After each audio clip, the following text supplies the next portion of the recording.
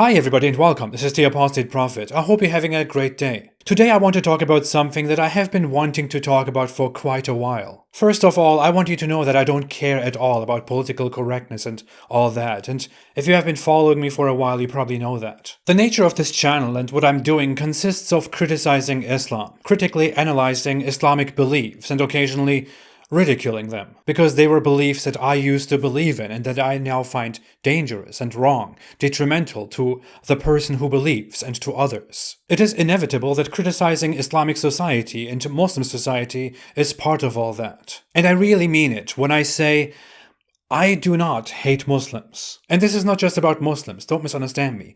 I don't hate anybody for their feelings or their ideas, their ideologies, their opinions. I do hate the ideas themselves, and I will clearly say that. I hate Islam. I despise it. I think it is a terrible, dangerous, disgusting ideology. I grew up with hate. I was indoctrinated with hate all my life. The word Jew in Turkish Yahudi, or in other Muslim languages Yehudi or Yahudi, still feels very strange to me. Because growing up, that word carried very terrible connotations for me. Because I learned, like many other Muslims from very early childhood, that Jews are bad, Jews are evil. We will eventually fight the Jews and kill the Jews, and even the stones and rocks will help us, and the trees will help us. You can never trust the Jews, they hate us, they conspire with the entire world against us. And I learned all that while never ever meeting a Jew. Now, that is different from my situation with Muslims. I grew up learning that Jews were evil without experiencing anything of that sort. Whereas I am now confronted with Muslims every day, and I receive death threats, insults, very terrible accusations. So you could say maybe I have good reasons to hate Muslims, but I don't. Throughout my life, I was part of different beliefs and different worldviews. I grew up in Germany. We moved to Turkey, and I tried to associate with Turkish nationalists, which I really found very unattractive. I was a communist and participated in socialist communist events. I turned toward Islam and became very religious, associated very closely with very religious people. There are so many Muslim apologists that I meet now on my way through my online activism who are very hostile toward me, who hate me, who can never trust me. I can assure you that at least two of those people who have recently interacted with me would be very friendly with me if I was still a Muslim. But now that things are different, they hate me. Many of you who love me and I love you, you would have completely different feelings toward me if we just went back 5 years or, 8 years. I thought it was okay that people could be fought and killed for their disbelief or for their religious beliefs, for what they say and preach and do. Whereas today, I think that that is disgusting and inhuman. At one point, when I was very religious, I had a very close friend that I met up so many times a week. We would spend so much time together. He doesn't talk to me anymore because he's not supposed to talk to me because of my apostasy and my activism against Islam. He's supposed to hate me. But we were very close at some point. We would have such fulfilling conversations. And I can say that from my perspective today, when I look at him now, I see that he had very terrible ideas and terrible beliefs about society, about the world, about Christians, Jews, atheists, apostates, women, homosexuals, about polytheists, and all kinds of other religious beliefs. The issue is I also had such beliefs that I am now completely against, that I now want out of this world.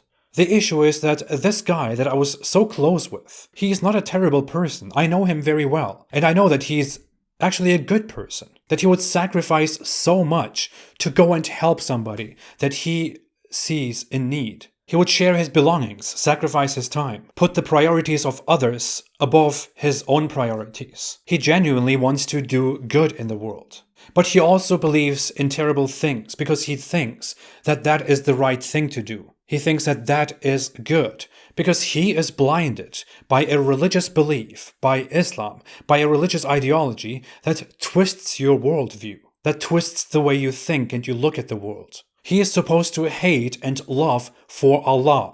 That is what Islam teaches, that you must hate what Allah hates and love what Allah loves. You're supposed to take that love and that hate as an ideology and abide by that because it is a rule, because the creator of everything demands that from you. And who are you to oppose that? You are just an ignorant human who doesn't know better, even if you feel a different way. I know that that guy doesn't hate people, but I know that his beliefs require him to hate people. I know that I myself didn't hate people. I still loved all the people from different beliefs that I knew, but I knew that my beliefs, which I thought come from the Almighty Allah, who knows much better than me, requires me to love and hate certain people and love and hate certain things. In fact, recently, Mohammed Hijab told me that he hates me. And when I read that, I just laughed to myself. And I didn't respond in kind. I responded with, I understand that. The thing is, I don't hate him back.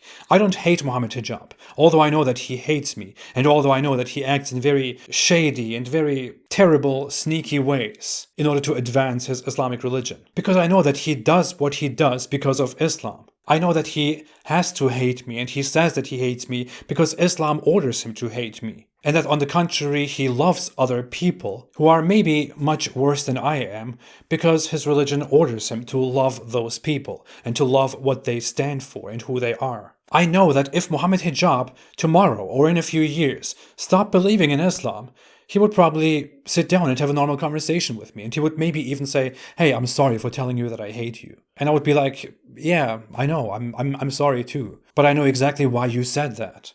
Most of us are born into a religion. Mostly we don't choose our religions. And if you are born into a religion like Islam, then you are very unfortunate because you are born into a culture, a religion which teaches you to hate, which brings you up with hate and a lot of willful ignorance. That religion also raises you with a lot of restrictions and a lot of fear. In most cases, you don't really have the luxury to question your beliefs. Most people don't question their beliefs. It's simply not something that you do. It goes against your comfort. Even if you and I clearly see that the hate that Islam teaches to a Muslim and that makes the Muslim hate you and me is wrong, and that it is extremely problematic and I would even say evil, the Muslim doesn't see it that way because the Muslim was brought up with a different belief, which gives them different definitions of what love and hate and good and evil are. Most of those Muslims who believe in Islam, if they left Islam, would be regular people like you and me. In fact, we see that example in ex-Muslims. Many ex-Muslims, people who have left Islam, become very tolerant people who really want to help, who want to speak out to make the world a better place. That's not because they are a very special kind of people who are exceptionally good, which is why they leave Islam and become different people. No, it's just because they had their standards in a different way. Something went for them a different way, and they found a way out of Islam.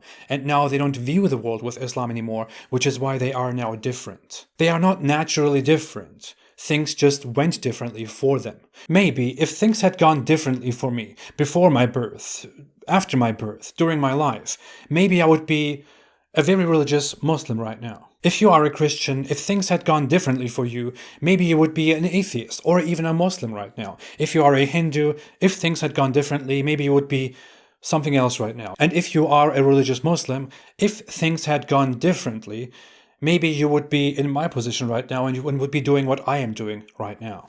Especially while studying psychology, I learned so much about how our attitudes, our thoughts, and our behavior is influenced by our environment, by where and when we are raised, by the life experiences that we go through, by our parents, and by so many external factors that influence us, which turn us into the people that we are, which can always change, no matter how old you are. While that is the case, how can I hate somebody who is fooled or misguided by beliefs that are simply dangerous, but for which the person who holds those beliefs also to a great extent cannot do much for?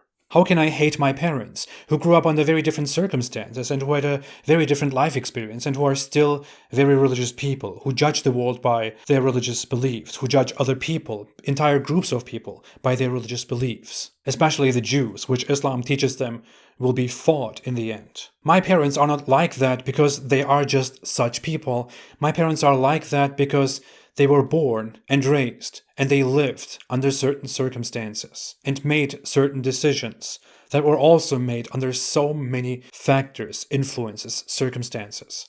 Even if somebody tells me nowadays that I should be executed because I'm an apostate, because I speak against Islam, I still don't hate that person. Of course, I get angry, I get frustrated. I want to raise my voice and draw attention to this, point out how awful, how ridiculous, how evil that is. But I can't really hate the person because I know exactly why the person says that. Because the person is misguided. And this is not just about Muslims, it's not just about Islam, it's about so many other ideologies, beliefs in your life that form for so many different reasons, many of which are completely out of your control. Sure, I grew up in certain circumstances, I made my decisions, I ended up leaving Islam, ended up being against Islam, ended up being against all kinds of discrimination and killing and all that. But if I look back at my life, I can see so many moments, so many parts in my life from very early childhood that may have influenced the way I thought in the future, that may have influenced the way if things had gone slightly differently,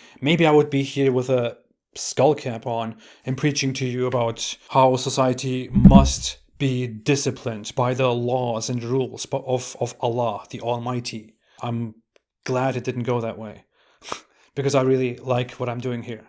This is not to say that we shouldn't feel anything or do anything against such hateful and destructive sentiments. Of course, if you know that someone engages in violent activities, that someone is a potential terrorist, that someone wants to hurt or may hurt a lot of people and society, then of course you should do something about that. If someone wants to take my life and my belongings and attack my family, of course I will do my best to defend myself and to defend others to whom that is happening. That is a completely different issue. And if you feel hate toward someone who hurts you in such a way, or who hurts others in such a way, then that is totally justified, and I can say nothing about that. In fact, I can say nothing about you hating somebody because I don't want to tell anybody what to feel and how to feel. That's some weird thing that we do in modern times where we tell each other what we can and can't feel. I'm not here to tell anybody what to feel. I'm just sharing my perspective. I will always be very strongly against the things that Islam stands for, that Islam creates in society. All the destructive things.